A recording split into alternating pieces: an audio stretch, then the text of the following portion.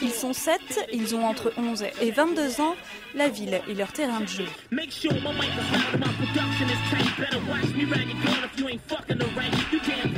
Entre parcours et acrobatie urbaine, les membres de Street Jump sont les Yamakasi en herbe de la ville rose. Ce qui me plaît, c'est que je me sens libre, je saute n'importe où, je me sens Superman. Yacine a créé le groupe il y a près d'1 an. Il a recruté le reste de la bande petit à petit grâce à Internet. Depuis, il se retrouve 3 à 4 fois par semaine pour explorer la ville et ses obstacles. Quand on est en l'air, en fait, ça me donne une adrénaline. Je ne saurais pas comment expliquer, mais enfin, ça fait du bien. On est en l'air, on se demande quand on va atterrir, on doit tout calculer, pour pas se faire mal, ou se faire le moins mal possible, ça dépend de la hauteur.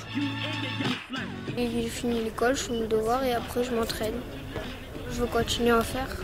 C'est ma passion et j'en fais pendant beaucoup de temps. Ils ont beaucoup évolué dans le sport, mais aussi personnellement.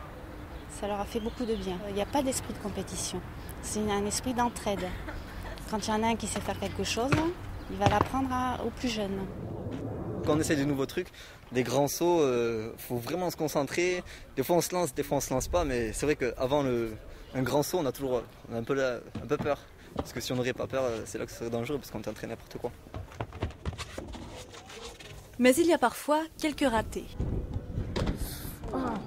C'est dangereux, mais c'est comme le foot. Le foot, pareil, c'est dangereux.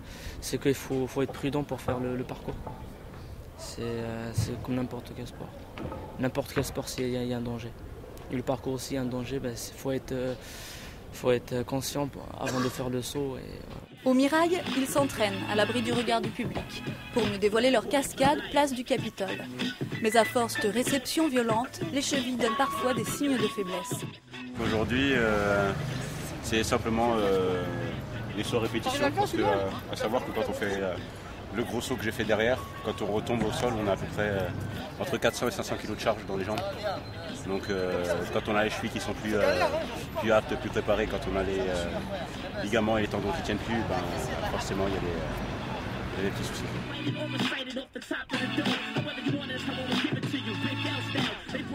Encore méconnu, le parcours ne possède pas de véritable structure de formation. L'équipe en tout cas prépare les qualifications de l'émission Incroyable Talent. Un moyen peut-être de se faire remarquer, mais aussi pourquoi pas de donner un coup de projecteur sur ce sport urbain.